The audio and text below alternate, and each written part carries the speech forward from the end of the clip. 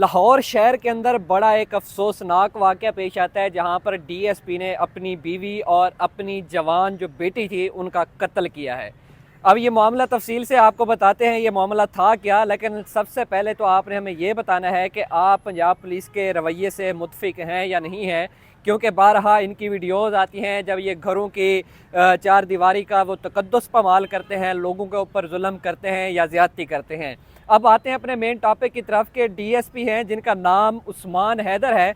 اور یہ لاہور شہر سے تعلق رکھتے تھے۔ ان کی 2 شادیاں تھیں، جن کا یہ قتل کرتا ہے وہ ان کی پہلی بیوی تھی اور ان کی بیٹی تھی، اور ان کی جو دوسری شادی تھی وہ بھی محبت کی تھی اور پہلی شادی بھی محبت کی تھی۔ اور یہ عثمان حیدر صاحب جو ہیں یہ بڑا ایک الزام لگاتے ہیں اپنے سسرالیوں پہ، اور یہ کہتے ہیں کہ میری بیوی کا اور میری بیٹی جو ہے میرے سسرالیوں نے اغوا کر لی، اور اس حوالے سے یہ برکی تھانہ میں بھی ایف آئی آر درج کرواتے ہیں کہ میری بیوی اور بیٹی کو اغوا کر لیا گیا ہے اور میں الزام عائد کرتا ہوں اپنے سسرال والوں پر۔ لیکن یہیں پر سسرالیوں کے بیانات بھی آتے ہیں اور یہ معاملہ جو ہے اب پولیس کے پاس چلا جاتا ہے، پولیس اس پہ تفتیش کرتی ہے، اور آخرکار جب ڈی ایس پی عثمان حیدر کو گرفتار کیا جاتا ہے تو پتہ چلتا ہے کہ جناب صاحب نے خود ہی اپنی بیوی کا اور اپنی بیٹی کا اغوا کروایا، اور اغوا کروانے کے بعد پھر ان کا قتل کروایا۔ اب معاملہ پھر یہاں سے بڑھتا ہے، پھر لاشیں اکٹھی کی جاتی ہیں تو پتہ چلتا ہے کہ بیٹی کی لاش لاہور کانا کے مقام سے ملتی ہے،